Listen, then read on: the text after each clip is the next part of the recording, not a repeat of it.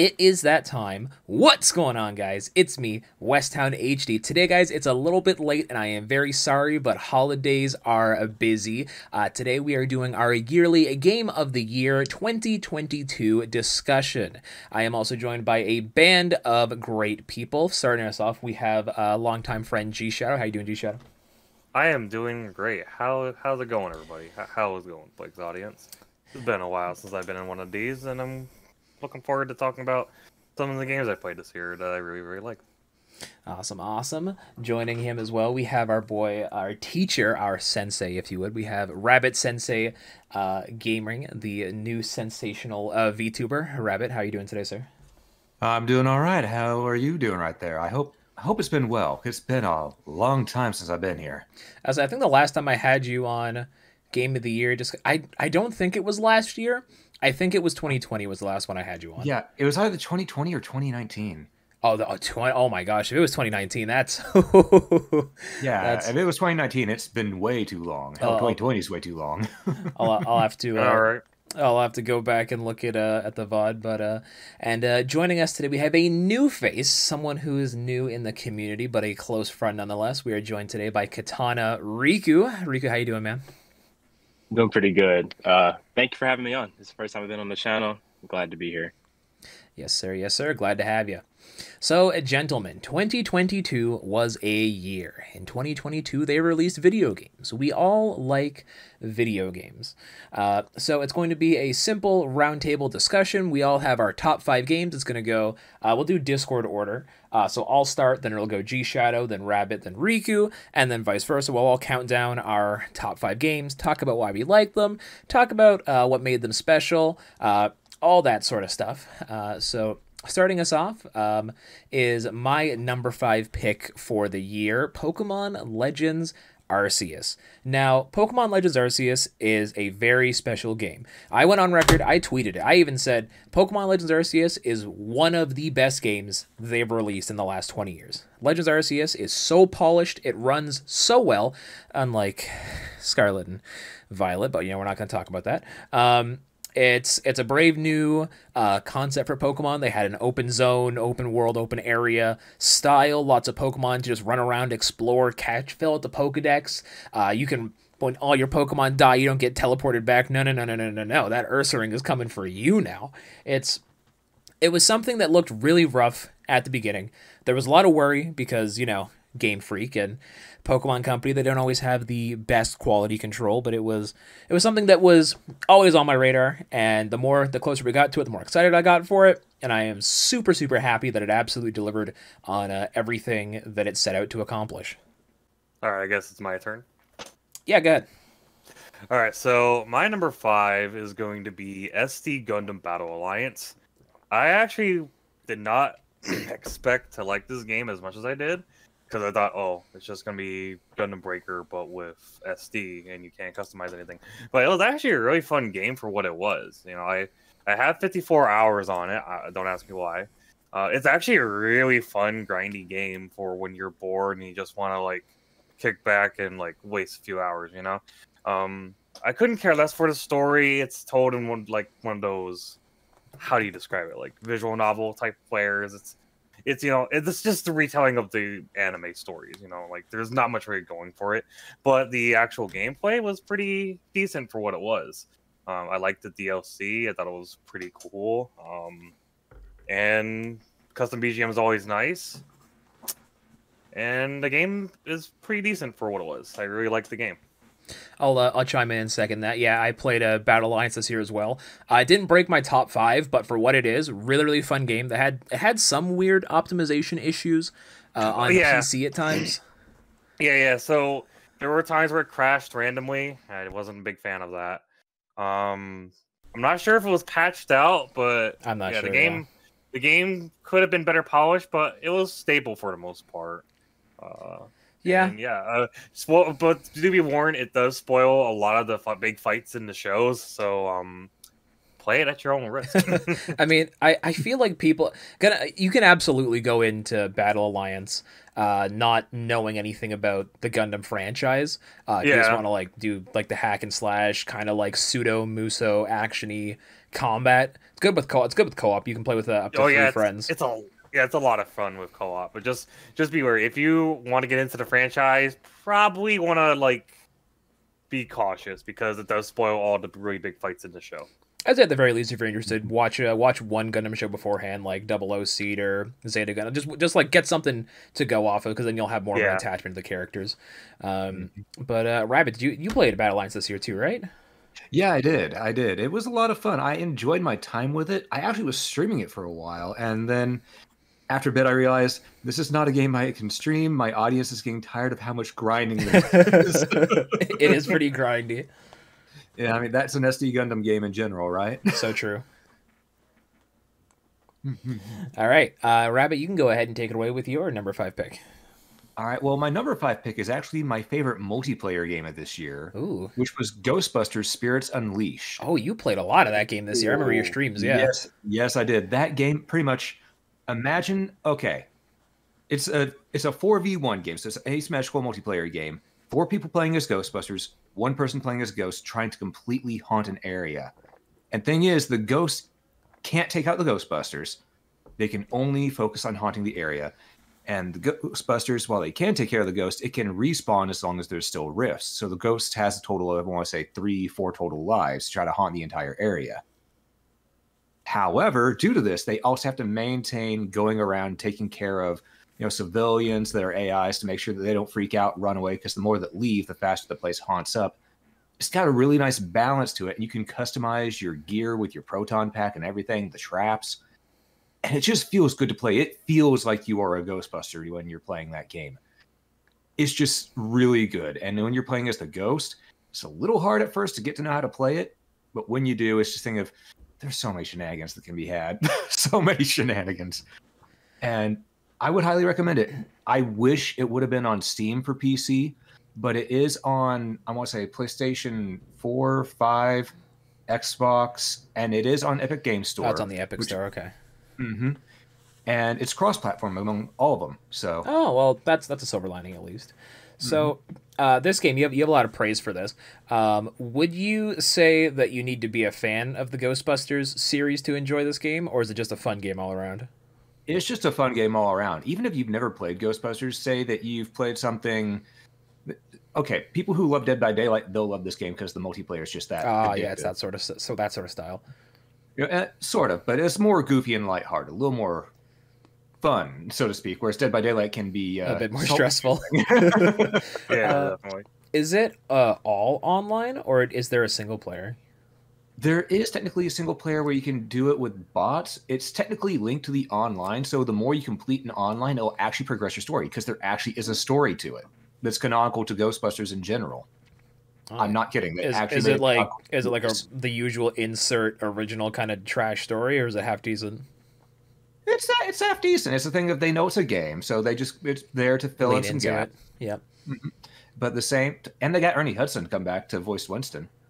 Oh, nice. That's dedication. Yeah, so that they actually seem like they went the extra mile for this IP. Mm-hmm.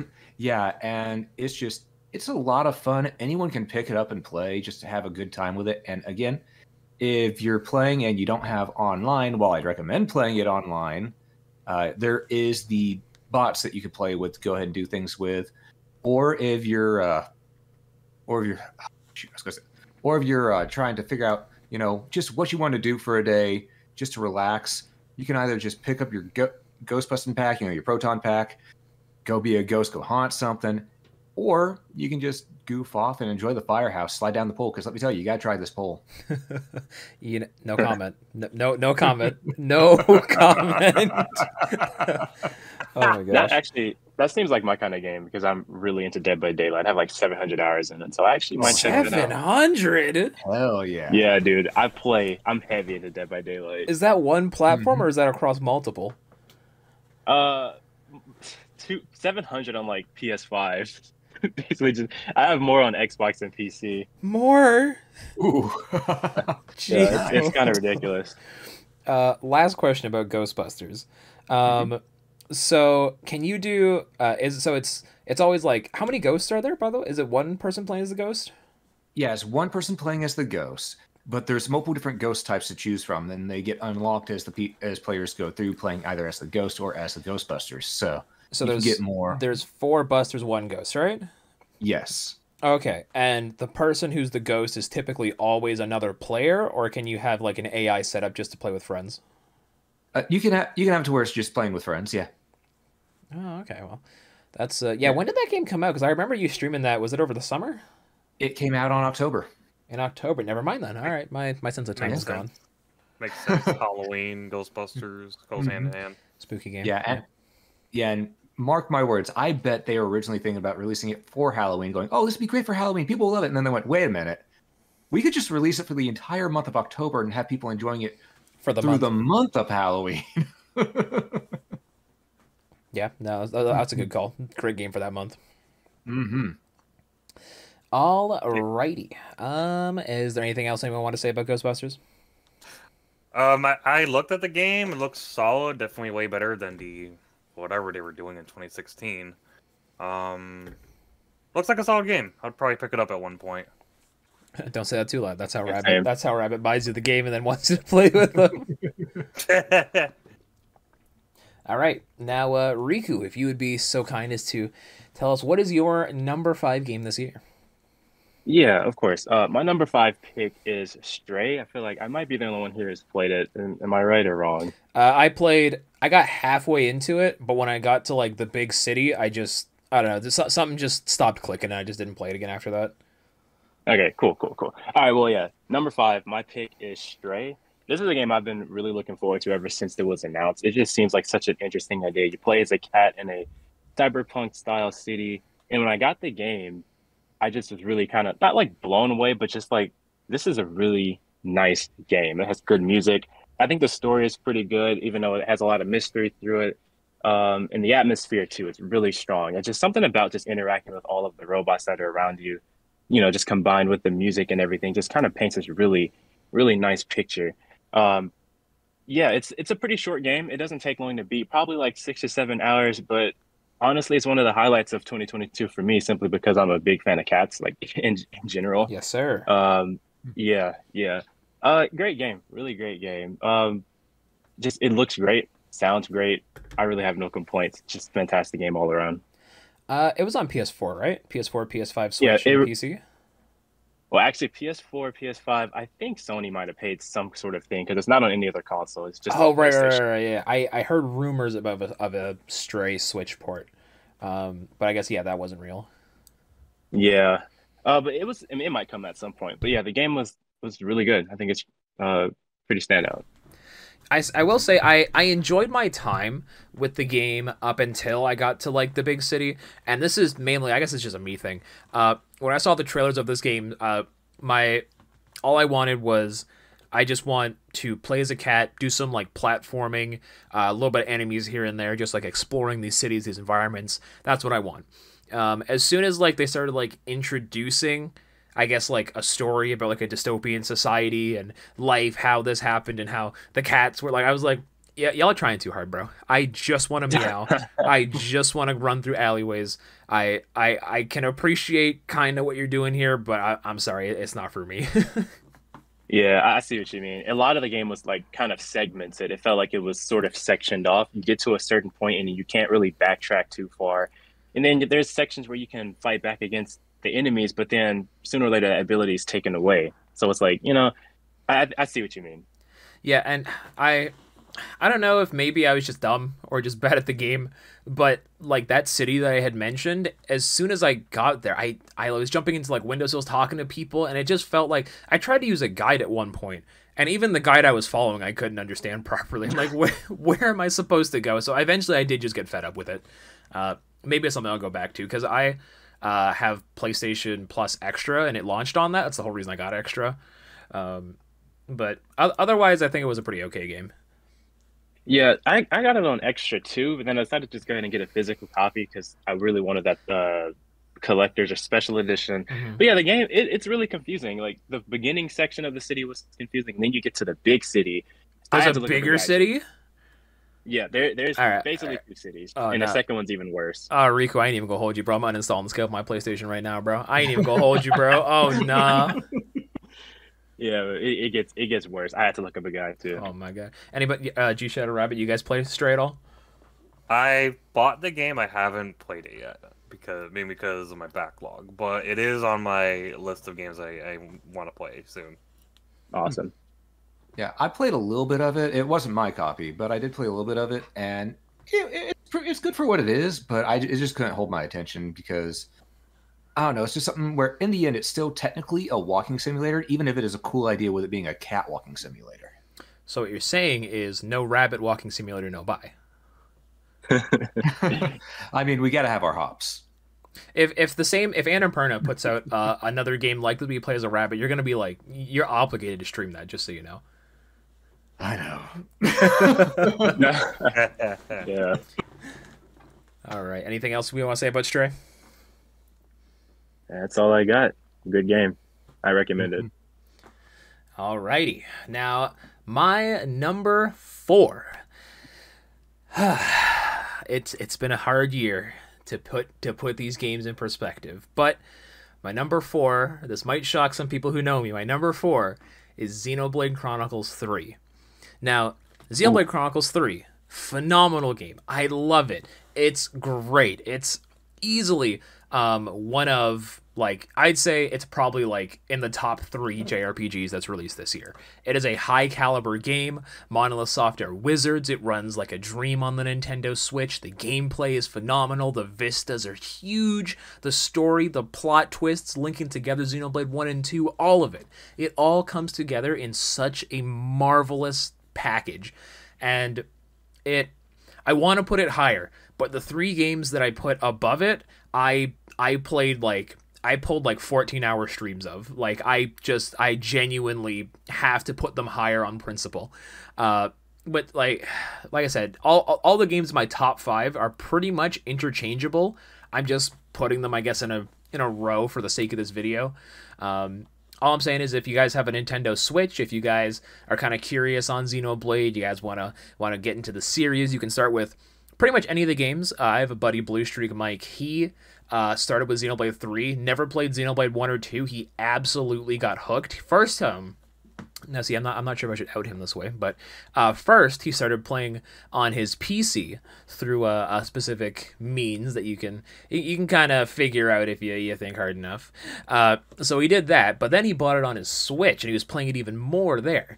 So it absolutely sunk his teeth into him, and he did not expect that to happen, not playing any of those Xenoblade games.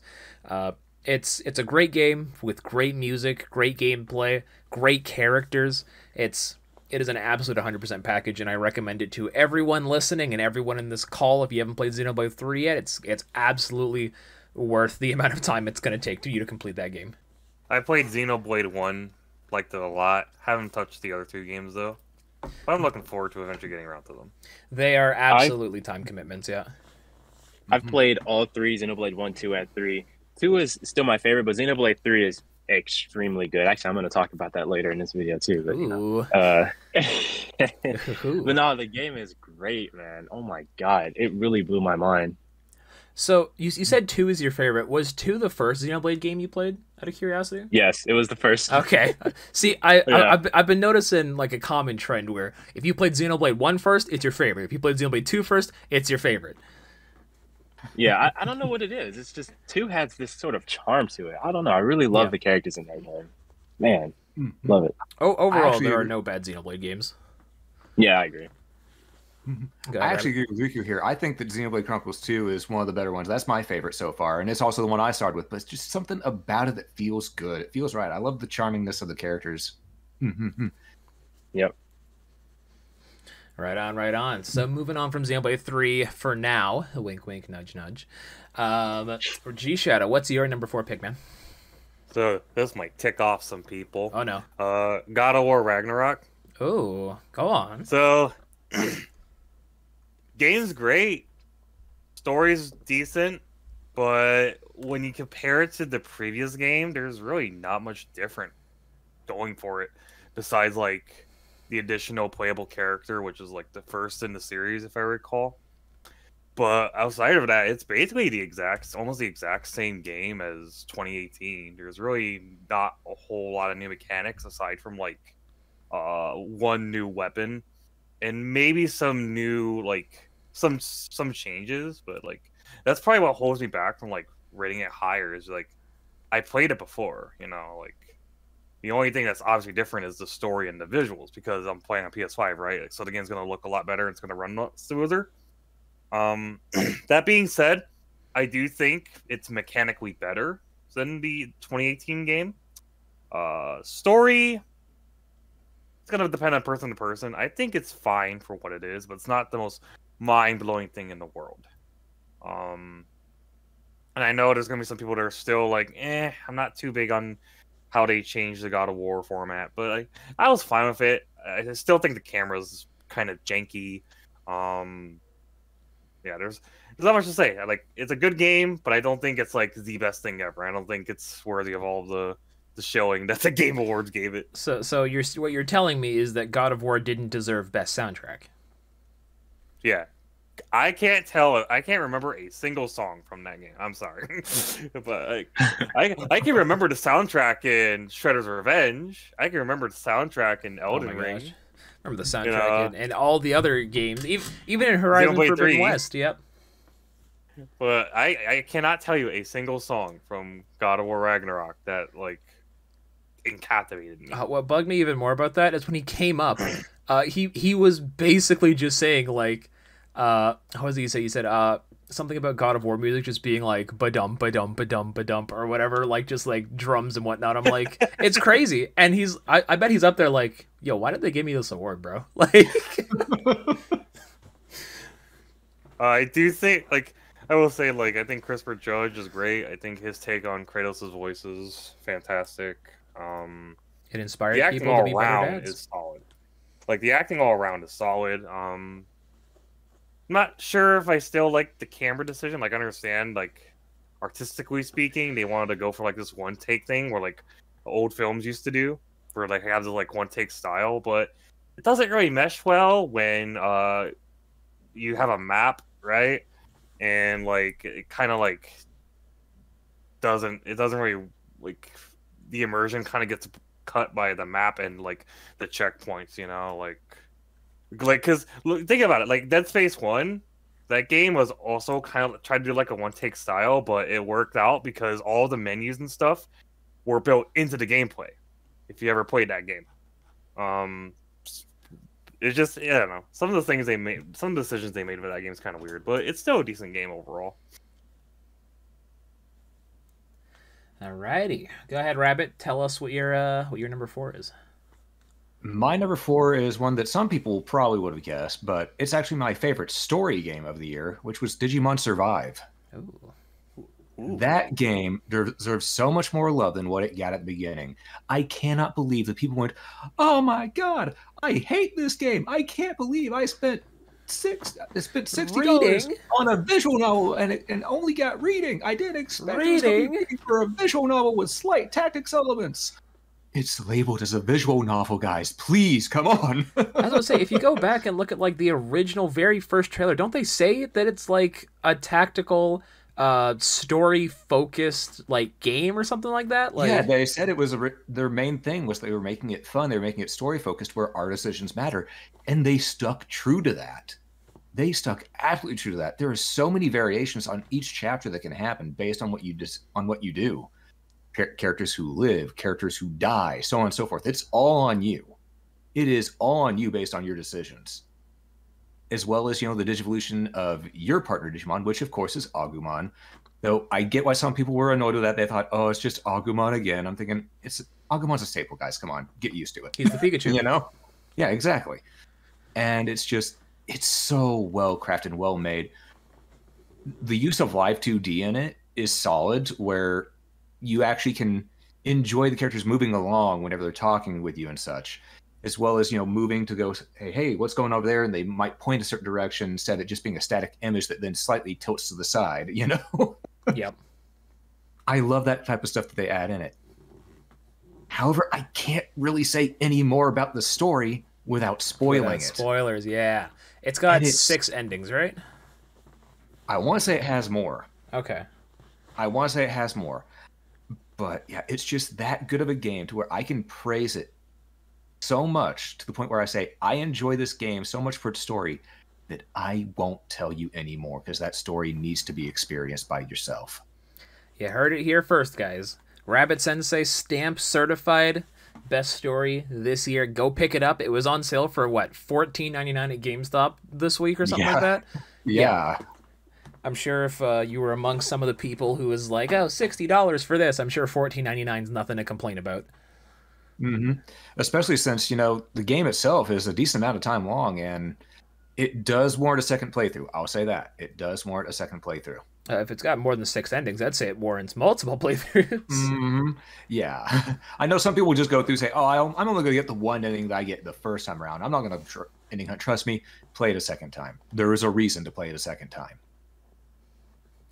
Alrighty. I think that's enough Digimon for now. Rabbit making me want to go play Survive. We'll pass the mic over to Rikku, where he's going to let us know what his number 4 game. Yeah.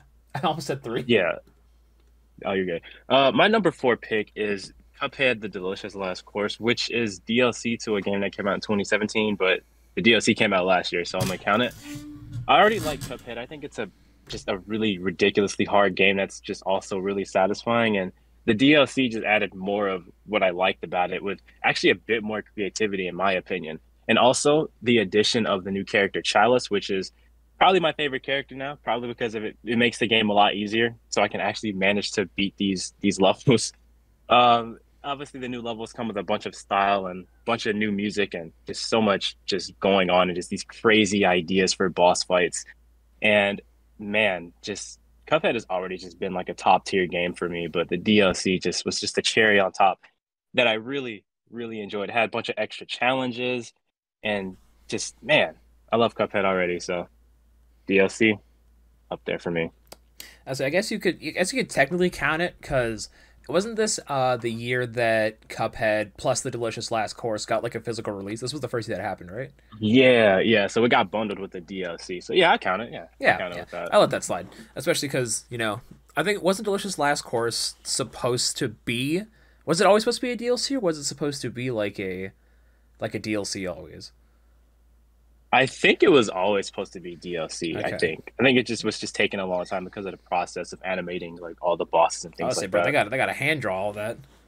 Yeah, that's a lot of effort, but it pays off because it just the style is on point. It really just looks like an old cartoon. Perfect. Right on. Has anyone else played Cuphead here? Yo. I played it. It was freaking hard, but it was also a lot of fun. Yeah, it's these bosses seem so impossible to me at first, but it's always just like pattern recognition and just learning like what they're gonna do. And when I beat it, I get just this. I almost like pop up every single time I beat a boss. That's how satisfying it is. Oh, so it's literally a 2D Souls game. Basically, yeah. Basically, a 2D Souls game. Yeah, it's in my backlog. I own it. I've just been waiting to pull the plunge because this game looks kind of scary. It's terrifying. I've had kids come in to GameStop where I work at the store, and like their parents are like, yeah, they've beaten Cuphead. They're like really good at it. I can't even get past the first level, but they're going crazy. And I'm like, I feel like that guy in the wheelchair right now. Like these kids running around beating Cuphead. I can't even beat the first level, bro. Like, all right, we know what we must do. We need to start a fundraiser for Blake Stream to get no. Let me cut you off right there. We already got $100. If we can get $100 for this man and to make him play Cuphead. Oh my gosh! Don't do this to Starting me. after this video. I already stop. I already announced my stream schedule for the next few games. Don't do this to me. So that's Cuphead. It may or may not be on the West Town HD stream schedule for this year. Maybe towards the middle of the year, end of the year. I don't know. For those of you in the chat who did not catch the streamer earlier, we're going to be starting up a 3D Zelda marathon, starting with Ocarina, going to Majora, then Wind Waker, Twilight Princess. We did Skyward Sword last year, so we're going to pass over that one. And then we're going to Breath of the Wild, and then hopefully Tears of the Kingdom will be out in time for me to be done that marathon. After that, though, I don't know what I'm going to stream, but we'll cross that bridge when we get there. on to our top threes. So these are our top threes. These are the ones that are absolutely just cream of the crop. And when you're listening to this, I want you to have your credit card out so that you can buy every single game we've listed in our top threes. Yes, sir. All right. Starting off my top threes, we have Live Alive for the Nintendo Switch. Now, Live Alive is a remake and a localization bundled into one. Live Alive debuted on the SNES way back in... Rabbit, you know when that came out? I can't remember when that came out. Oh, God. I don't remember when that came out. All I know is it was on the Super Nintendo. Yeah, so it would have been, what, 90s? Yeah, early 90s probably, yeah. Early to mid 90s. Hold on, I could probably look it up right now. Yeah. So it was... 1994. 94. All right. That was 5 years before I was born. We're not going to talk about how young I am here. But it was not a game I expected to enjoy as much as I did. I played the demo and I was like, it's okay. I pre-ordered it, picked it up. I picked it up with the express intentions of playing it the week before Xenoblade, so it could, I guess, what's what I'm looking for? It could hold me over, I guess, until Xenoblade came out. And I was going to trade it in to cover half the cost of Xenoblade.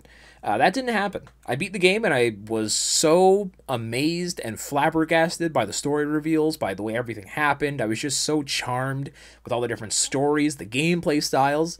I held on to it, and I still have it. It's now a collector's item for me. It is one of the best JRPGs I've ever played. It's worked its way into my top 3 JRPGs. It's truly a marvel, and I'm so glad that Nintendo was able to bring this over on the Nintendo Switch in HD 2D. I said Nintendo, I meant Square Enix, but it's on Nintendo Switch, so it's absolutely a game worth your time if you can find it physically. The physical version's cool. Otherwise, get it digitally. I think it's a hidden gem, so I guess it's kind of harder to get your hands on physically. But it was a really good game, and all the different stories, the way they all tie together, it's just, don't look up anything about the game, just play it, enjoy it, put Megalomania on repeat, and you're good to go. Have any of you guys played Live Alive? I have not, but go ahead, man. I sadly have not, but I really want to play it. Yeah, it looks really good. I love the art style. I played the demo, but I haven't gotten the game yet. It was the first HD 2D game I played. Octopath never hooked me, and I still haven't picked up Triangle Strategy yet. But Live Alive absolutely hooked me. It got its teeth sunk into me. I'm pretty sure I streamed... I feel like I streamed the game day one for... It was at least 12 hours I streamed for. It was a chunk of time. I just couldn't put it down. I ran through pretty much half the game at that point, because Live Alive is another reason that it's also really good. It's only about, if you're just doing a casual run, it's only about 22 hours. So it's not a super long JRPG. So if you're on a bit of a time crunch, or you're an adult who works a lot of hours and you just want something a little bit short but sweet, Live Alive is the one for you. All right, we are going to move on now to Gshadow's number 3 pick. Go ahead, Gshadow. Mine is going to be Teenage Mutant Ninja Turtles Shredder's Revenge. It's a solid callback to the classic arcade games from the 90s, particularly Turtles in Time. Really love the game. Really love the throwback. I think it might have the original actors. I'm not entirely sure. I feel like with it the did.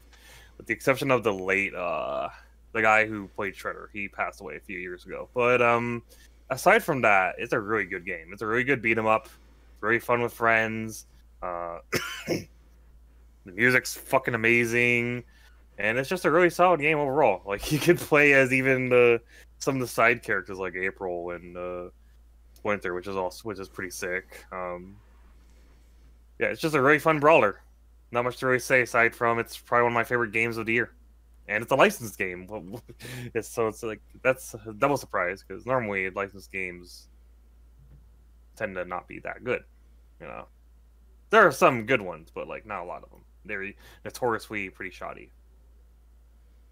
So yeah, go play Shredder's Revenge. It's a really solid beat 'em up, really solid Ninja Turtles game. I can second that. It's 1 to 6 players. It's an odd number, but if you can get a bunch of friends together to play that game, it just boosts the fun even more. Yeah, this is definitely the kind of game I'd play with my friends. I don't have it but I would play with my friends.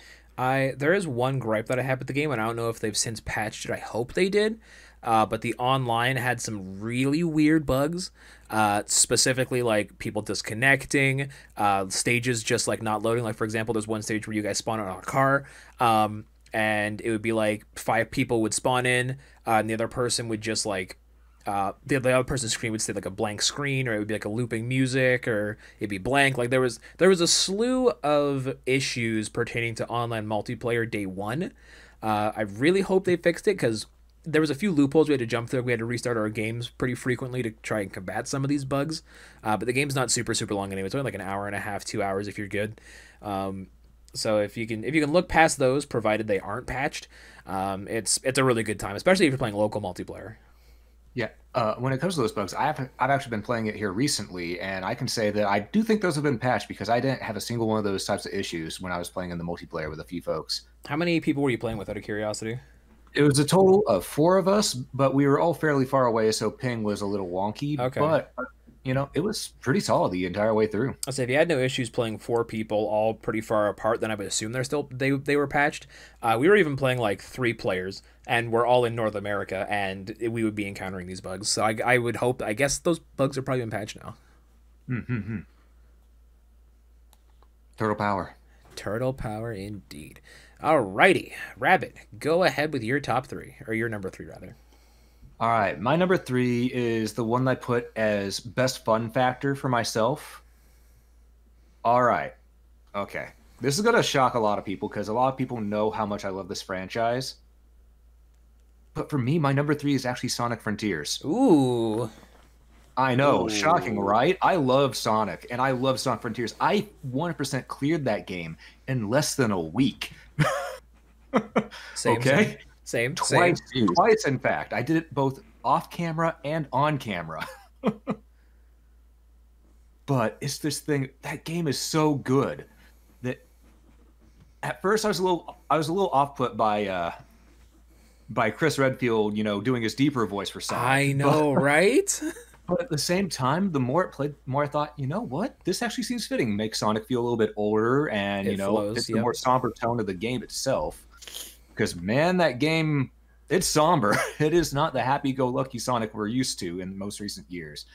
It is closer to how things got in Sonic Adventure 2 Battle near the end of it. And it was just so much fun. And the fact that they were able to make that game based on the coding and engine work they did from Forces, that's just a marvel. Yeah, that is a marvel. Yeah, and I thought I'd never like the double jump in Sonic. I thought I'd never like it after Forces, and playing Sonic Colors Ultimate thing of, okay, just no double jump, just give us the homing attack. Right. That's what I was thinking. And Forces made me go, okay, I can dig this double jump. They've made it to where it feels better now, because the homing attacks map to a different button now. We're back to Sonic Unleashed things where it's X. The boost being on the trigger felt a little weird at worst, because we're used to using the bumpers to step, but didn't really have to do it that much with how, open zone. You're moving left and right normally. You're not really doing the step maneuver anymore. So it felt right overall. The controls felt solid. The physics felt good, though I will say that I'm probably going to be trying out the adventure mod for it to give it back the Sonic Adventure physics, just to see how that feels as well, because it's really good for the platforming. It's very solid, just straight action pace. Good time. Now, all I can say is a good time. It's a good time. As I said, I 100% cleared it twice in a single week. I will absolutely chime in and fully agree and echo everything Rabbit is saying. Sonic Frontiers is a phenomenal game. I adored it. The first day it came out, I think I streamed it for 16 hours. Like it was. I think I started my stream at. When did I start my? Maybe it was okay. No, maybe it wasn't 16. Maybe it was only like 14. But either way, I played that game to death. I needed that game. The more I played it, the more I loved it. The more I loved exploring. Everything about that game I enjoyed, except Chaos Island. Island 3 can go to hell, but it is called Chaos Island, so I guess that's in the name. But as Rabbit said, the storytelling in it's really good. Ian Flynn doing wonders. The characters feel more mature. All the references. Frontiers single-handedly made all the last 20 years of Sonic feel cohesive. Like they talk about the Black Arms, they talk about the space colony, they talk about chaos. No spoilers for the story, but they talk about chaos. Like everything, it just makes it feel like all of the Sonic universe is a living, breathing world. Whereas with Sonic Team's, I guess, previous works, after I think it was like as soon as you got into the modern era, it kind of felt like every world was standalone and had no connection to any other world. Yeah. Yeah, it really did. But it's just really, really great game. It's been on sale several times. If you guys are itching for Sonic, give it a go. Very, very fun game. I think they released a demo for it recently. Did they? I'm not sure. I'd have to double check on that. But again, I have to parrot exactly what you're saying here. The game's just really good, really well made. As you said, the story, it's really well written by, and Ian Flynn just did an astounding job. Let him write the next ones as well. And it's just the way, I'm not going to spoil anything, but the way it ends too just leaves you with that feeling of, where are we going to go from here? Because it feels like they got a new formula going for them that works really well. I think they're going to keep to this formula because it's worked. It's actually worked. Please stick to this formula, Sonic Team. Please. And but it also feels like the end of a generation of the Sonic game. Yeah. Yeah, it feels like a nice conclusive wrap up as we're moving on to the next one. Just do not bring back Boom, please. Yeah, do not bring back Boom. In fact, I think they're trying to put Boom out to pasture. Let's be honest. As they should. I mean, I'll give credit to the TV show. TV show was fine, but they did Knuckles wrong. The TV show did Knuckles wrong. Mr. Protein. They basically made him Chris Redfield. Yeah, which is weird, seeing as how he wasn't voiced by Chris Redfield. No, that was the other guy. Exactly. But yeah, just great story, great gameplay, and my God, the music. The atmospheric tunes of the stages, the open zones, and then I don't even have to mention the bosses. That goes without saying. Lordy. Let me tell you how Sonic was absolutely... God of War came out a day after Sonic, and Sonic was not nominated for anything at the Game Awards outside of Best Fan whatever. Sonic Frontiers OST. I would say it's like the best OST we've gotten, not even this year, like in the last 5 years. That soundtrack is amazing. Mm-hmm. Actually, wait, I think Devil May Cry 5 came out in the last 5 years. Okay, so definitely this year, though. Okay. Yeah, definitely this year. Yeah, last couple years. There we go. Yep. Thank you, Genshin Impact, for bribing everybody to make that game beat out Sonic Frontiers. But Gshadow, remember, it was totally legit, and Genshin wasn't paying anybody any Prima Gems to vote for anything. Not at all. Yeah. Also, I just want to put this out there. Genshin should not have been on that thing at all. That game came out 2020. 2 years. Like people want the only thing it should have been nominated for was like best ongoing game, if that, because it's still being supported. The fact that I could choke a puppy right now with the amount of anger I have for that, but I won't because I don't have a puppy. But yeah, and again, I don't have anything against Genshin Impact. It came out in 2020, not 2022. It shouldn't have been on that list. Agreed. But yeah, is there anything else we want to say about Sonic before we move on? Buy it. Buy the game. I plan on playing it for sole fact that it's been so long, and for anybody that ever watched my infamous stream of Sonic Forces. Yes, that is actually where I met Rabbit, was in Gshadow Sonic Forces stream. That's a callback. Oh my gosh. Yep. Oh god, that highlight reel. Oh, that highlight reel. I did not like that game. Yes, I fucking died a lot of times, but I don't like that game. And it wasn't because I sucked either. It was just not a good game. I remember the exact stage you had issues on. I also had issues in that stage, so seeing you suffer as well made me feel so validated. Yeah, it was just not good. Like inputs dropped. There was the level design just didn't fucking work, especially for classic Sonic. So I am looking forward to playing Frontiers and actually having a good time. And let's not forget the whole start of the game when you were playing Forces. Oh, this feels easy. This is going to be an easy game. How many minutes later? Oh, we had the death counter going and everything. Oh my gosh, it was great. But yeah, fuck that game. I'm hoping this game's a lot better when I play it. It is. It absolutely is. By leagues. All right, Gshadow, you go ahead with your number 3 pick. No, wait, no. Wait, I no, thought we were on no, you Rikku. already did. Rikku, sorry. Riku's like, I'm still here. What the fuck? Yeah. Go ahead, man. There you go. We're good. Yeah. So my number 3 pick is The Last of Us Part 1. I didn't pay $70 for it. All right, I got it on discount. I would not have paid full price for this game. Well, you don't have to defend yourself. We'll cut from your knees anyway. That's fine. No, but for real. Yeah. This is a game I played it back on like the PS4 when it released with the remaster, and it was just like really good at the end.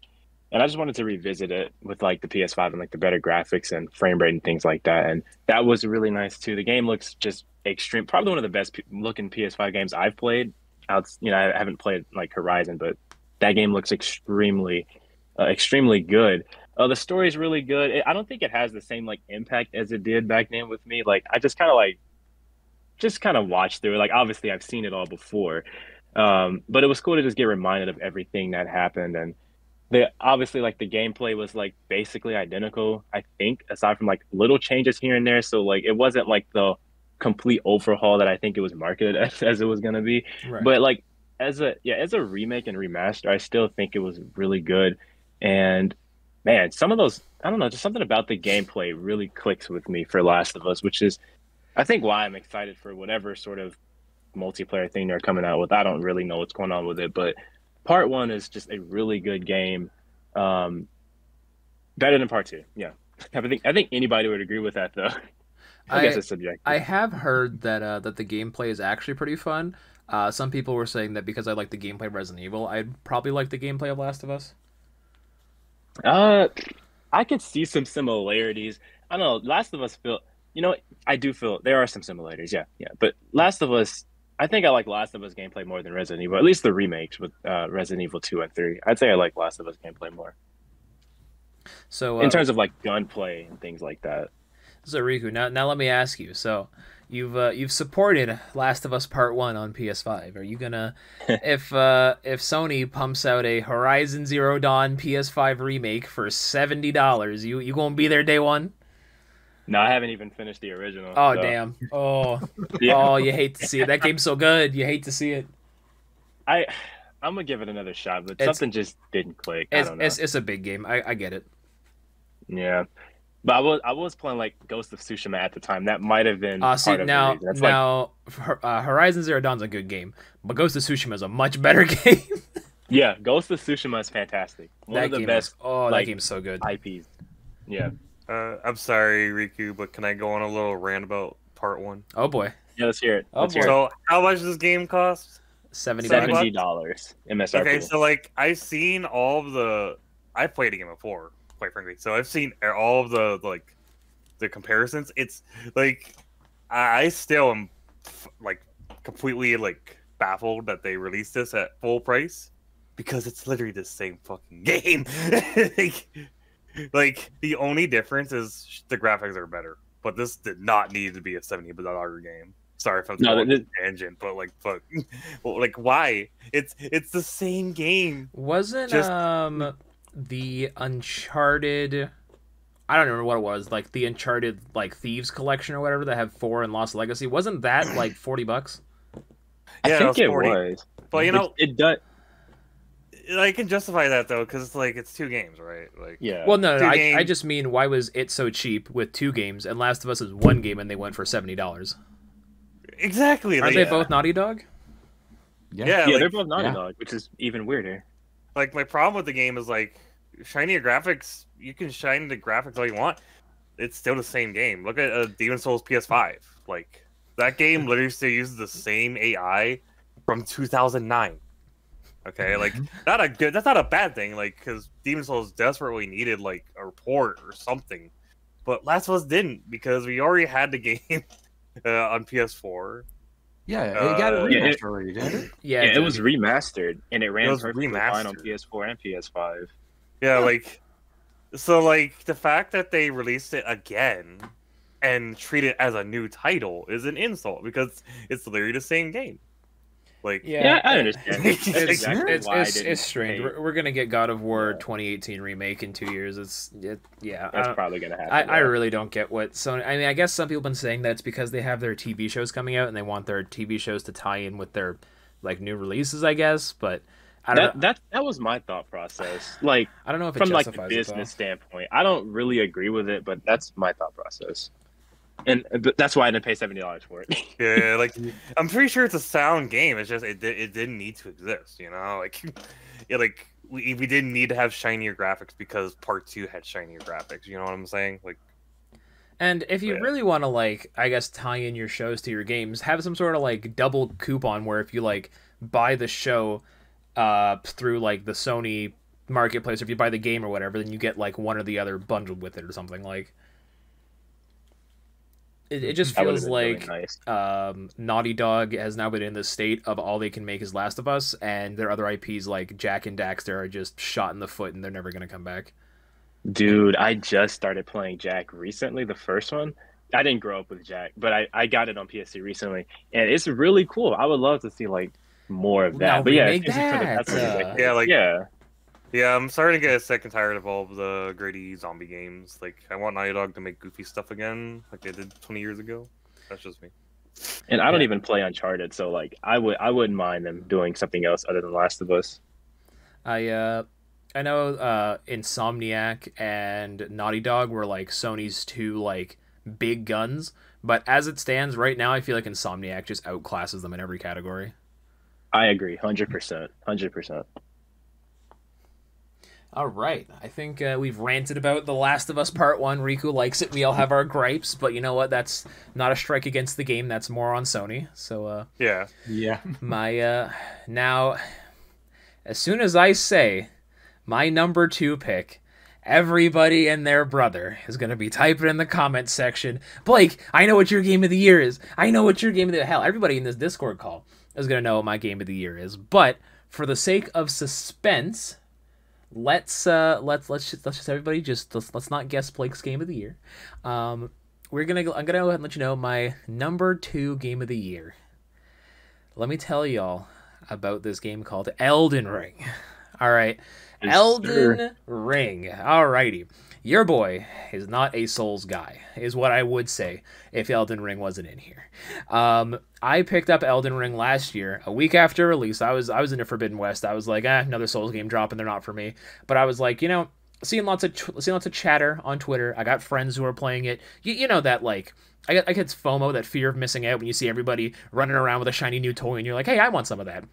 So I was like, you know what? Screw it. I'm going to buy it. I have like a 3-day period where I can buy it, try it. If I don't like it, get a full refund. So I'll try it. If this game does not hook me, Souls games are 100% not for me, and I'm never playing one again. And boy, did those 100, 200 hours fly by faster than anything I've played in my life, bro. Elden Ring absolutely captivated me. I started out like kind of weary, but as I got around, as I explored more, as I played with my friends, all the experiences I shared, all of it, it just made for an astounding thing. Guys, I platinumed this game. I 100%ed Elden Ring on PS5. That is how much I loved this game. And that's coming from someone who had only played Dark Souls 1 Remaster on the Switch. I played a little bit of Dark Souls. Actually, I wouldn't even say I played Dark Souls 3, really. I did the first boss in Dark Souls 3, and that was it. I played Demon Souls on PS5, and that still was a little rough for me. And I played Code Vein, but I guess that's not FromSoft. It's just a Souls-like, so I guess we won't really count that. But I was like, maybe this series isn't for me, and boy, was I wrong. Elden Ring, it's just everything about it. The gameplay is tight. From what I can understand, too, it's not even like they changed that much. Souls fans, being Gshadow and Rabbit, can always correct me if I'm wrong, but I think the only gameplay change they really made was you have a jump button now. Pretty much. Yeah. Pretty much, yeah. Not counting Sekiro, because that's kind of like a different Sekiro is like a weird love child of something else. Well, Sekiro is essentially a Tenchu game, just turned to something else, so yeah. Yeah, and I do, now that I've gotten my foot in the door with Elden Ring, now that I know like the timings of the Souls games more, how the stat growth works, how weapons work, your intelligence, your dex, all that stuff, how it all scales, how bosses work, like I'm kind of tempted to go back and play the other Souls games. It'll probably be on Steam if I do, because it's probably where most of my friends play. But I have heard that the FromSoft Steam ports are notoriously bad, so I might just play it on PS4. They have fixed Dark Souls 1. Yeah, they fixed Dark Souls 1. Dark Souls 3 functions fine, and so does Scholar of the First Sin, but the original port, Prepared Die Edition, is still wonky. Is that still something you can buy? Or no. Okay, yeah, so they delisted initially, they like some guys mod it to make it playable, but because of remaster, you don't really need that anymore. Mm-hmm. So yeah, it was my Hail Mary to the series, and it absolutely sunk its teeth into me. And what's funny is my buddy Bao, he picked it up on Steam, and then I was like, "Oh, you're making me really want to join you for your playthrough." So I was like, if I do join him, I'm just gonna download a complete save file on PC, just play when he's playing. I bought it. I started a new character. I didn't download a new save. I'm just going through the game again now, guys. I'm on a fresh start. I'm on a new character. I'm going for a full strength build. My first build was intelligence dex. Now I'm just going for strength faith.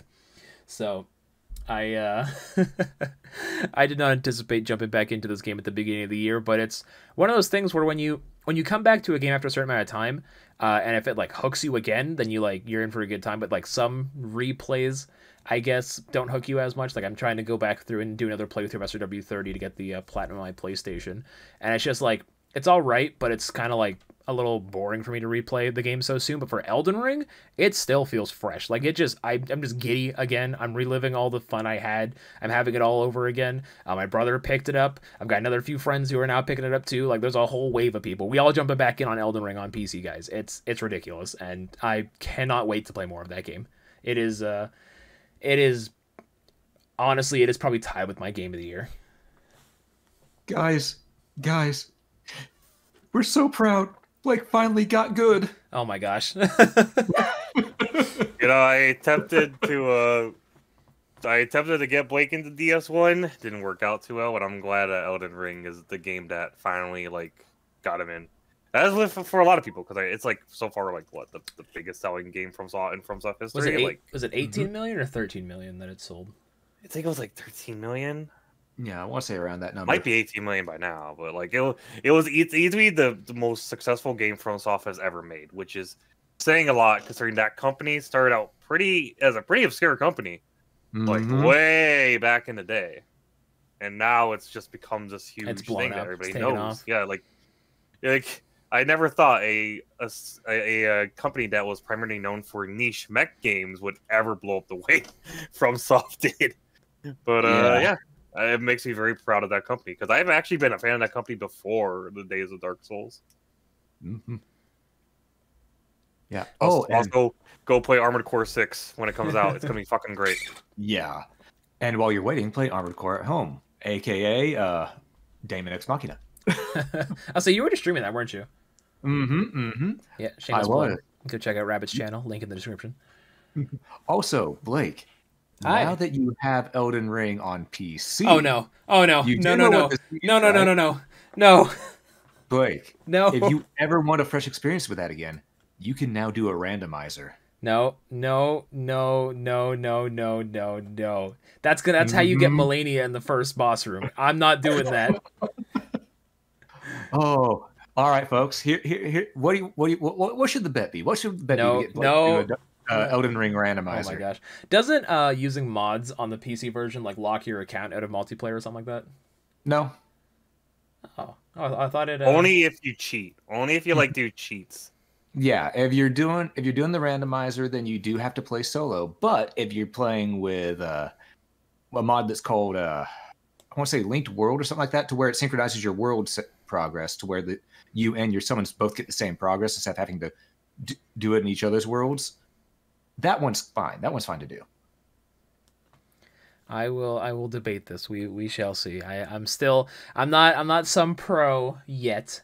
All right, I'm still just a fledgling. I remember. See, to be fair, Gshadow, I think I was having fun with Dark Souls 1. I just got to Blighttown, and I think the FPS in Blighttown on the Switch version was atrocious, and I just couldn't progress. The authentic experience. It's a lot better on PC. I'd probably try it again on PC. Yeah. Like PC is probably the way to go. Like the Switch port is pretty shoddy, but you kind of expect that. It's one of these games where you do want the extra 30 FPS.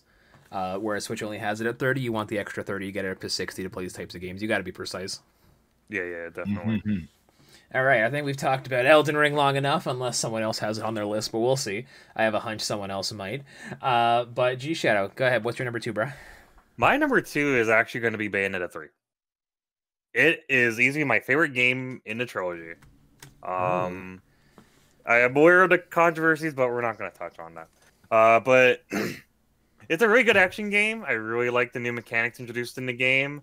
I wasn't the biggest fan of the secondary character you play as, but Viola. as far as like the core, but as far as the core, like playing as Bayonetta, oh man, it was a lot of fun. Like I really loved, like the series is always fun, but I really love all the changes they made to the game. I love the new weapons. They're so much fun. It's always fun to like, go into witch time and shit. Bayonetta is always a fun time. The only shoddy part of the game is probably Viola. I just did not like, because like her parry timing. I'm pretty sure this is not really the game's fault, as it is just Switch. But man, like I don't like the idea of having to parry to like get witch time going when I can just probably dodge. Like I can't remember the amount of times where I mistakenly tried to dodge with Viola, except you can't. You have to parry. Like I feel like Bayonetta 3 should be one of those games where the characters control universally the same. I feel like the parry mechanic was a cool idea, but it wasn't really implemented well.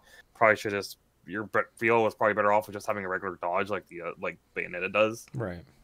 And but aside from that, the game is a lot of fun.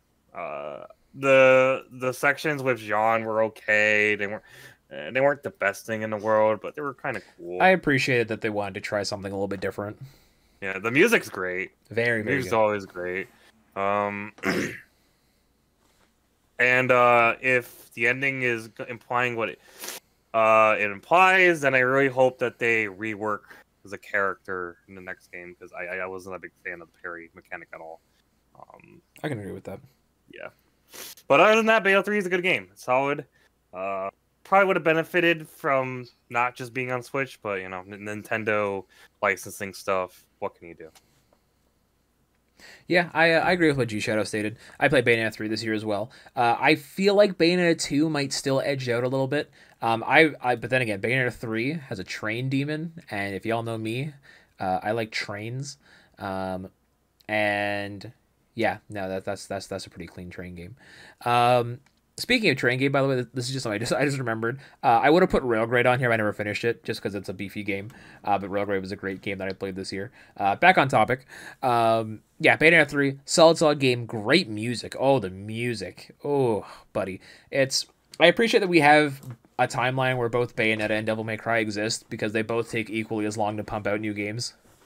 So it's good to have one offset the other. Hoping we get another Devil May Cry game soon, because DMC 5 Special came out. That was just a port, though. That came out in 2020 as a launch title for next gen. And then DMC 5 originally came out, 2018? Maybe? I think so. Something like that. So I love a new DMC. But yeah, I could never get down the parry. It's not just Gshadow. I couldn't really figure out what they were trying to do with that. Yeah, like it's the fact it's on a different button is what throws me off, because like you always expect to like dodge stuff, and like I just felt like the game wasn't really designed with parrying in mind, considering that there's all kinds of shit flying at the screen. Yeah, and range that's attacks just and stuff. me. Yeah, like because like obviously it's obvious that she's supposed to be like Virgil from DMC3 with the katana and stuff, but like Virgil played very similar to Dante. I don't know why we couldn't have a dodge mechanic for Viola. That's just me. Yeah, that's basically my only gripe with her. I actually preferred Viola's battle theme to Bayonetta's battle theme. They're both good, but I like Viola's theme a bit more for fights. So I prefer playing as her in that sense, but in terms of like actual gameplay, it just feels like that's another thing as well. Bayonetta has so much more in her kit. Like she can do so much more. I mean, she's the main character, so it makes sense. But Viola just has, I guess, her katana and her fists. That's basically it. That's basically it. Like, it's not the worst thing in the world. Like, obviously, she's supposed to be a secondary character, so she's not gonna have as much. But like, I feel like her mechanics probably weren't very sound. Like, the execution wasn't there to me. Yeah, pretty It's much. really just that parry. The parry is just a pain in the butt because switch frame rate. It's not gonna be perfect every time. Like, it's just, and maybe it should. If they gave the timing more leniency, I would actually like playing Viola more. But, I guess she was supposed to be a bit harder to play, like how you could play as Jean in Bayonetta. Was she in Bayonetta 1 or just Bayonetta 2? I think it was Bayonetta 2. Okay, yeah, because Bayonetta 2 you can unlock Jean and Bayonetta's mom. I can't remember what her name was, but yeah, their timings were a lot more tight. So maybe it was supposed to be something like that. Yeah. Alrighty, Rabbit, it is your turn. What is your runner-up for Game of the Year? All right. Well, my runner for Game of the Year is, well, Blake. First, I have to apologize to you. I lied to you. What? I lied to you in the chat here. There's no. You're my not about to say runner-up. Elden Ring. You're not about to say I am about to say Elden Ring is my no. number 2. It is my best overall AAA single-player game. However, it is my second favorite game of the year. What the hell could your Game of the Year be? That's gonna be a surprise for you. But yes, everything you said about Elden Ring, I absolutely love that stuff as well. The fact that it's to continue on with what you said, I love the fact that it went full on open world proper this time, which allowed for more dungeons, more exploration. And me being an adventurer at heart, I love looking for that type of stuff and finding random treasure everywhere, seeing what different nooks and crannies of the world I can find. And something else I really loved about Elden Ring was the fact that, unlike the other Souls games, where it's sort of a linear path at first until you get to a certain point when you can then branch off, Elden Ring, you can go anywhere you want. And if an area is too hard for you, you can saw it off and go somewhere else where it's easier. You can get those levels, so you can be better when you get back to that area you were at. It's a bit more forgiving in that sense, yeah. Yeah, it's more forgiving for people who are just coming into the franchise because of that. And the art system for the weapon techniques, I love the way they did it. I like the skills in Dark Souls 3, but the fact that you can just swap them around based off of, okay, this weapon style can use this kind of skill. As long as you've got this kind of skill unlocked, you can switch it to another weapon of that same style that you prefer to use instead. There's just so much more customization, so much more freedom to it. It's just a good game. And they made the whips good. I actually did my entire platinuming of Elden Ring with dual whips. With the Belmont whips. I remember, didn't you beat Melania with those? Yes, I did. Dear I beat Lord. Melania with whips. That was funny. I was watching another person try to attempt that, and they were raging so hard. Yeah, it took a while. It took a while because you have to learn the patterns, as is tradition. And Melania breaks the game's rules, but that's beside the point. You can eventually do it. She cheats. Yeah, I mean, she literally does. She actually has frame animation cancels that she can do that blend into other attacks. She literally breaks rules the game has established throughout Also, itself. the fucking infamous twirling blade shit she does, which Do is not remind me of the waterfowl. near impossible to dodge. Like, Do you know what you're supposed to do to it? What? You have two options. You're either staying a set distance away and then sprinting away when it starts, and then on her last spin, you dodge towards her, or you parry it. I don't like either option. I don't like either option either, but I ain't going to risk parrying. I'm going to run away and then dodge. See, there is a reason that I took a vow of abstinence against ever fighting her again. After I got that trophy, I was like, all right, no matter who it is, no matter how much they pay me, no matter what they do, they are not getting me in this arena again. I am done. She is dead in my game. Have fun, whoever else needs to beat her, because I am done. Like, the trek to her isn't a walk in a park either. That's what I fucking hate. Oh, the Hallig tree. The tree roots are the worst part. The actual traversal isn't too bad. Yeah. It's just the fact it throws every single enemy in the game. It's what I hate about them most. But yeah. Yeah, I think the reason that getting up to Melania, sorry, as soon as I hear Melania, I think I am Melania, Blade of Mechala. No. Oh God, it's stuck in my head. I know someone who can do that voice spot on, and it scares me with how well she can do it. But Yeah, you know the person who had the prosthetic arm that you can do a quest line for? Oh yeah. Guess whose quest line I was doing the first time I made my way towards Melania? Oh no. Yeah, when I said I did everything in that game, I mean everything. Every side quest, every dungeon, every treasure. There was no stone left unturned by me. To the point that for getting the final trophy of that game that I need, I speed ran Elden Ring in about 3.5 hours. What the hell is your game of the year then? Oh, this is gonna bug me. Yeah, it'll surprise you. All right. I think we've bored the audience with our Elden Ring talk enough. Rikku man, what's your runner up? Yeah, so my number two pick is Returnal. So like my story is kind of similar to Blake, where like I'm not like a rogue like kind of person or Metroidvania or things like that, but something about Returnal really like grabbed me. I don't know, maybe it's just the sci-fi. It kind of reminds me of Prometheus and Aliens and things like that. I think they definitely took inspiration from there. It's just this extremely fast-paced game, and the sound design is on point. It sounds like a horror movie at like pretty much all times. The gunplay is really satisfying. The guns sound cool, and just it's this kind of thing where you're going around these huge maps, and things are like getting populated, or not populated, but like the areas are generated as you run through them. So like the layout changes every time, and you have to start over every time you die, which normally I would hate that in the game, but I don't know. Maybe it's just the way it was done, just collecting certain items that will transfer to your next run. And I don't know, something about it's just super satisfying. And also, I was able to co-op from the jump, and that was just really cool. So I spent about 10 hours. I think the first day I got the game, 10 hours playing with some random online just to get through the entire first area. That was easily the most addicting game I played in 2022. I don't know what it is, but it just seems so weird because it just doesn't seem like the kind of game I would play. But it just really just grabbed me from the beginning. I completely forgot that it had co-op. Because when I played Returnal, for context, chat, yes, we know Returnal came out last year.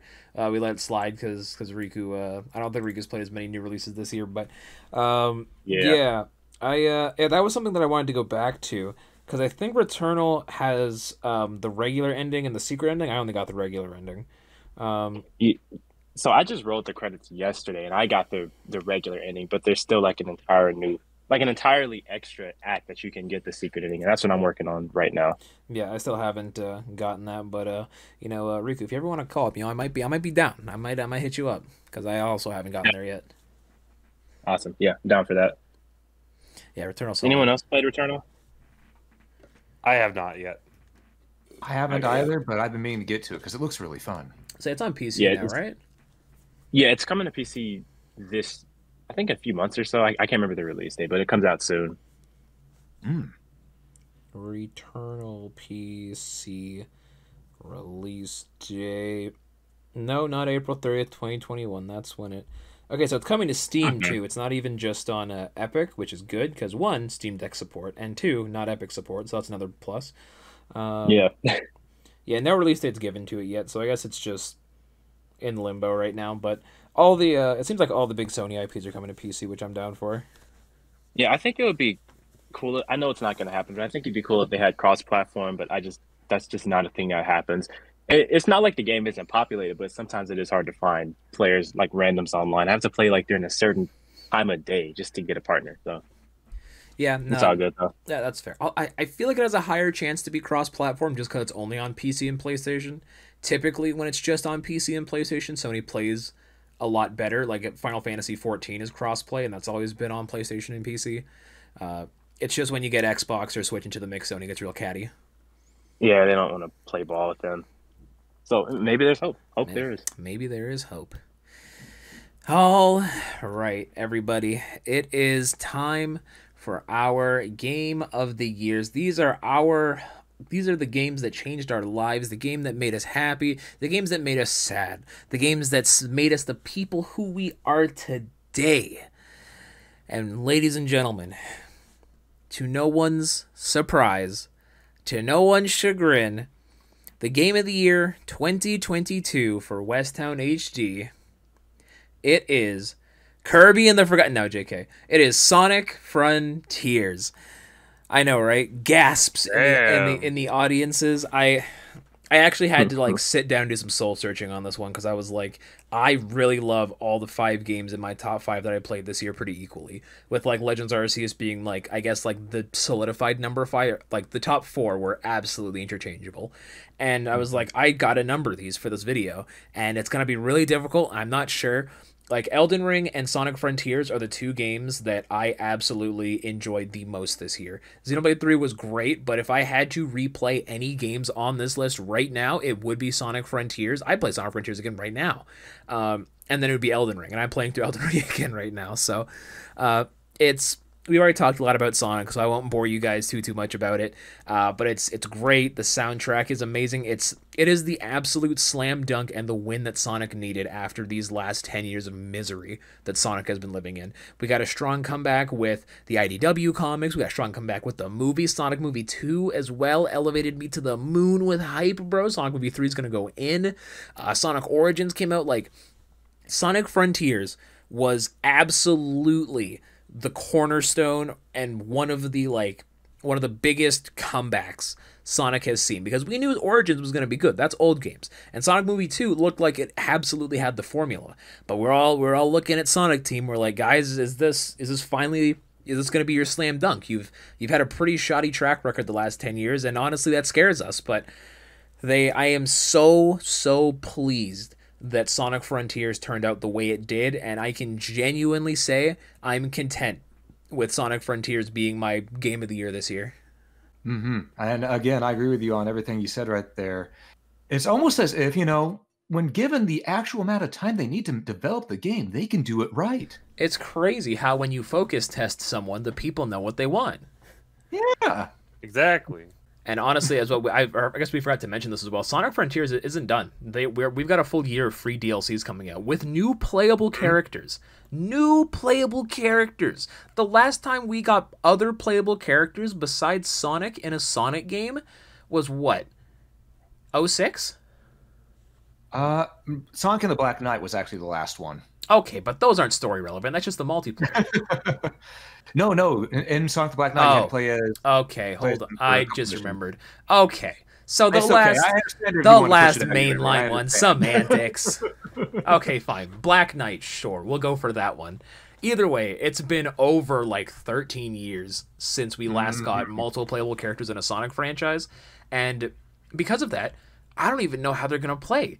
Because the boost plays so little factor in Sonic Frontiers that, like, are they going to have their own boosts? Is there R2, is Knuckles, is it going to be, first of all, I'd assume because they already have models, it'd be Knuckles, Tails, and Amy, like Adventure 1. And would it be like Amy has a hammer with her R2, where the boost would be Knuckles can glide with his, Tails can fly? Like, that would be like, that's the thought process. But like, where are they going to go? What are they going to do? Can you start from them from the beginning? Do they all have their own specific levels? Like, it's so much to think about. And I am so excited for more of this game.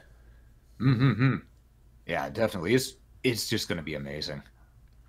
Unless they chop the ball in the DLC. But the good part about the DLC is it's free. So yeah, it's free. So really can't complain. I think they said they're adding a jukebox. That is something that I really wanted for this game, because if you'll recall in Sonic Generations, one of the really cool things you could do is when you picked a stage, you could select music from across the Sonic franchise. Imagine I really wanted to be able to run through like Kronos Island listening to like Palm Tree Panic or Green Forest from Adventure 2. That is what I wanted. That's what I'm hoping this is. Yeah. Oh, hell yeah. All right. The shock and awe of my game of the year has been lifted. Now, Gshadow. I don't even know. Actually, I don't think you talked about Elden Ring yet. Maybe Elden Ring's his game of the year. I don't know. Gshadow. Don't keep us in the dark forever, bro. What is it? My game of the year goes to the Reformed Orthodox Rabbi. And I just can. Huh? It's Elden Ring. Yeah, it's Elden Ring. Nominated to the Reformed Orthodox Rabbi Bill Clinton. Good reference. Jokes aside, game's great. I really enjoyed playing it. I'm really hoping we get some expanded DLC. I hope that's coming this year, because I really love this game. It's probably my second favorite Soulsborne game overall.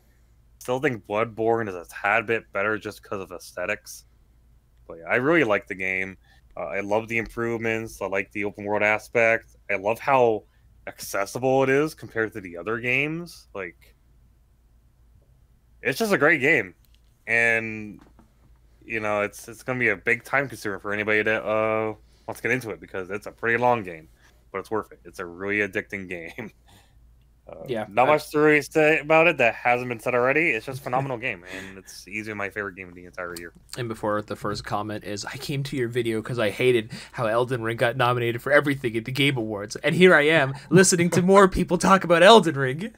You must be thinking of God of War, good sir. I feel like that game had more. Outside of oh man, still the thing that annoys me the most is best RPG goes to Elden Ring when all the other JRPGs in that category I feel like outclass it in that regard. Yeah, what got me was I think it had best narrative. Storytelling too, Narrative. which is Oh my gosh. Like, oh I'm my sorry. Gosh. Like, I'm sorry. Game's great, but like most of the narrative you're gonna get is through the weapons. Xenoblade should have easily gotten best narrative, but yeah, I agree. we cannot give anime boobs any awards.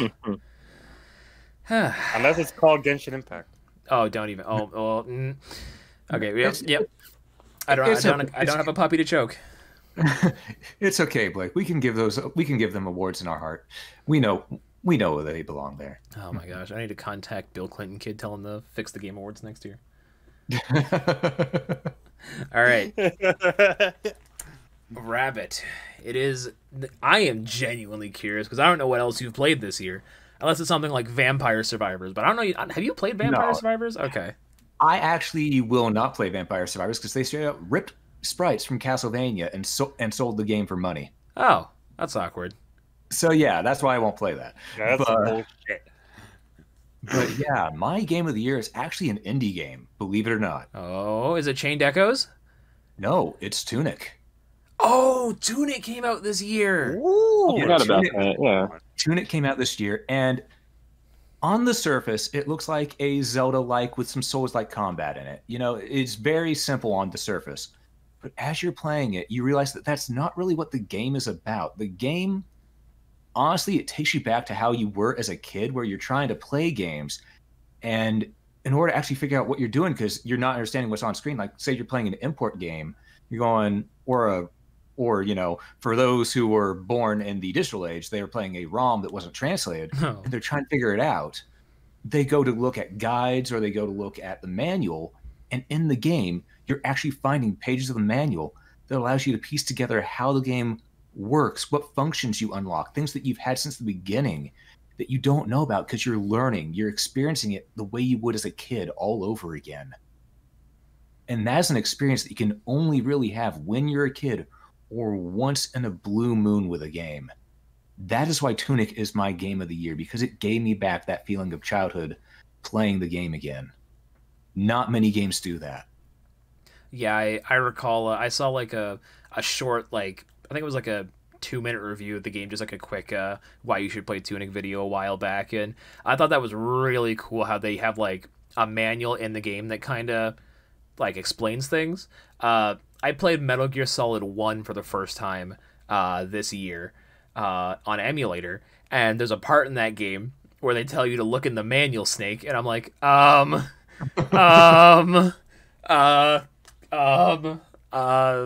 don't know. Literally. So it would have been cool if Metal Gear Solid 1 thought I hadn't put like a manual in the game, but I guess it was a different time and they didn't realize or have the foresight to see that manuals would go away in the future, which is sad because but people lose them. I really miss manuals, man. Like looking like buying a video game as a kid and then reading the manual on the drive home, dude, getting yourself prepared for the game. I miss that so much. Yeah, literally. Exactly. It's so good. And in Tunic, the manual there not only doesn't give you hints and clues and stuff, it's done with art and this old sort of Zelda-style look on the designs for the art of it, to where it's got that cartoony but still sort of mystical fantasy adventure feel. And you can see the character doing actions and it showing the button presses you need to do that. Or in the case of something that's called the Holy Cross in it, that you think is an item that's in the game, once you figure out what it is, saying, oh, wait, what? That's what it is? That's what I should have been doing? And it just blows your mind because you're going through and thinking, God, this is so good. And it, as I said, it reminds you of the way it was back as a kid, where there were instruction manuals for games.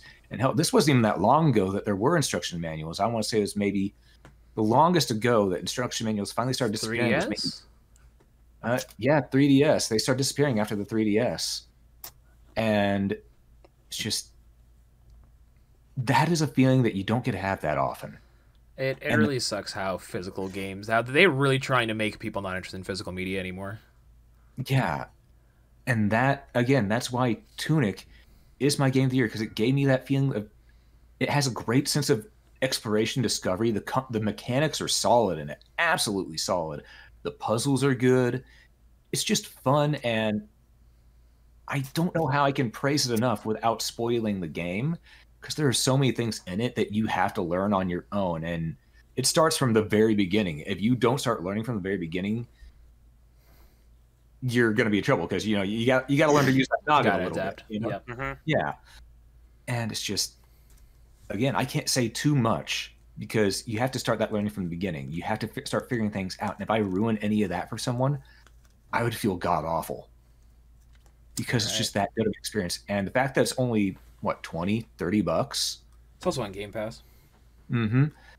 And I think it was made by one or two dudes over the past couple years. It is just, you can tell that they put this together as a longtime fan of games and gaming history, to where they want something that they had back as a kid for people in the modern day. So do not sleep on it. It is my personal game of the year. I cannot recommend it enough. All right, you guys heard it here first. Tunic is Rabbit Sensei Gaming's game of the year, and honestly, that's a great pick. It was pretty slept on when it came out. I kind of went over my radar. It is in my backlog. As long as it stays on Game Pass, I'll just buy it eventually. But it's I think people have described it as like a top-down 2D or top-down like Souls-like. Like it's got the dodge roll, and it's really punishing and difficult in areas, I hear. Yeah, it is. You got to be on your feet. So it looks great. And I think it's on all platforms now. It's launched on Xbox exclusive, and that's why I completely forgot about it. And then it came to Switch and PlayStation and PC. It launched on Steam at the same time as it launched on Xbox. Actually, Okay, never mind. So it was an Xbox console exclusive. Mm-hmm. Yeah. Okay, but yeah, now it's on everything. So these indie games be great. Really quick before Rikku shouts out his game of the year, Rabbit just reminded me of another indie game that I do want to draw special attention to, kind of like as an honorable mention. I feel like if this game came out earlier, it would have made my top 5, but unfortunately I'm still playing it. Chained Echoes. It's like $25 on the eShop / Steam store / PlayStation / if you're one of the few people on the planet who has an Xbox, the Microsoft store. It's also on Game Pass, so you can play it there. It is a phenomenal JRPG made by one guy who has sourced all his elements from the game from like his inspirations in other JRPGs. There's a base building mechanic like in Suikoden. Has mech combat like in Xenogears. It's one of those things where you kind of have to like play it to see if it's for you, but I literally gave it 30 minutes before bed one night just on a whim, and I haven't stopped. I haven't put it down since. Absolutely looking at Chained Echoes. It is so worth your time. All right, the moment of truth. Go ahead, Rikku. You're finishing out our night. What is your number one game this year?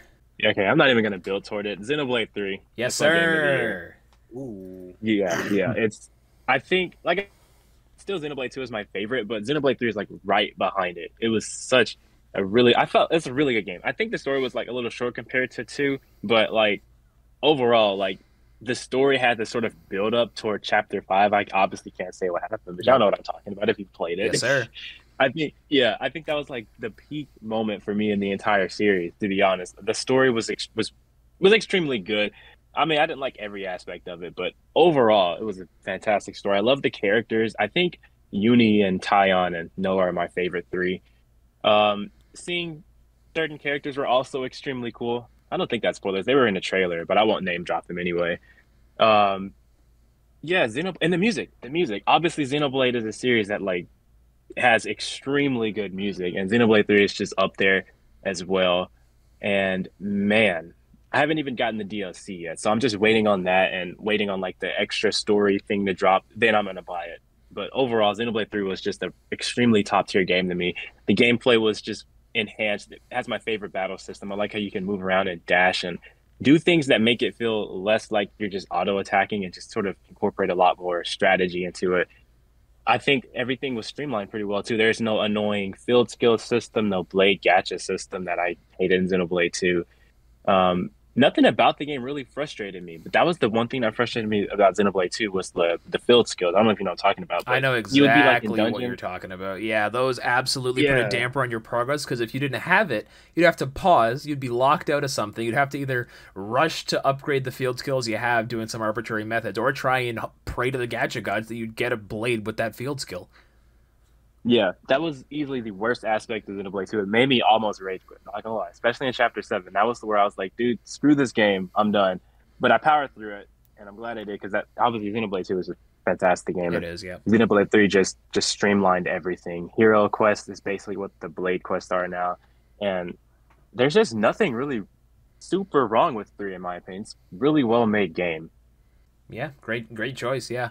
It's Xenoblade 3 must play game. We talked about it earlier, but is there anything else you want to say about the game, Rikku, before we finish off? Not about Xenoblade, but also about Elden Ring. This is just random, but oh yeah, I'm probably gonna check that game out because I'm like in the same situation. I'm not into Souls games at all, but if this game really did change your perception of it, then I might need to check it out too at some point. Oh yeah, no. What the big deciding, or the big factor that changed it is Souls games are, I guess, would you guys consider them dungeon crawlers? I guess, because you have to, you go into one area and you have to beat the boss to progress. Is that dungeon crawler? Is that what we describe that as? I'd say it's the Souls games have always been more like a 3D Metroidvania. I can kind of see that. But basically what I didn't like about those Souls games is if you got to a boss, like let's say Tower Knight, the first boss in Demon Souls, every time you die, you got to run all the way back up to everything you just did, then you got to fight it, and then if you die, you have to run all the way back up. In Elden Ring, they put like a grace in front of every boss, so you just like spawn outside the door, or a statue of Marika, and you just spawn right beside it. So they streamlined all of that really well. And if, let's say, you're struggling on a boss, like Rabbit said, just go somewhere else, level up somewhere else. You don't have to commit to any one area. You can go anywhere you want, like in Breath of the Wild. And that is what was super appealing to me, because I got stumped in a few areas, left, came back, and creamed them. I think that's going to be the deciding factor for me, is the openness of it. I think that's definitely, like, appeals to me. Absolutely. Just going to ignore what Rabbit just said. But, yeah. I think that's it for our Game of the Year 2022 discussion. Now, I want to give a big thank you to my guests, as always. You'll find links down below to Gshadow's, Rabbit's, and Riku's channels. I believe, Rabbit, do you still upload, or should I just link your Twitch page? I still upload, but those are my VODs that are from the Twitch page, so it's probably easier to just go to Twitch. All right. I'll link both Rabbit's Twitch page and his Twitter down below. I'll link Gshadow's YouTube and his Twitter, and I think Rikku uploads on his YouTube channel as well. So I'll have all of that linked down below in the description. If I remember, I'll even throw it in a pinned comment.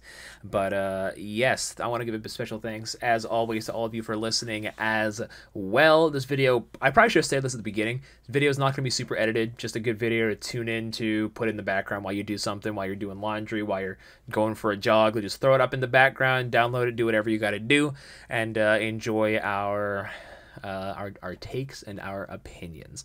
I'd like to be a bit more active on the channel in 2023, but we shall see where it goes. Of course, you can always want to do something, but actually doing it is the hard part. So we'll see. But yeah, that's going to do it for us for now. Be sure to like, comment, and subscribe on the video, and check out everybody, as I mentioned before. They're all great people, all close friends of mine, and who knows, we might have the exact same group for next year's Game of the Year discussion, or Rabbit might be gone for 5 years like my dad. We don't know. Well, I gotta pick up milk sometime. He's got... Alrighty, guys. We're out of here. Deuces, people. Bye. Later. Yeah.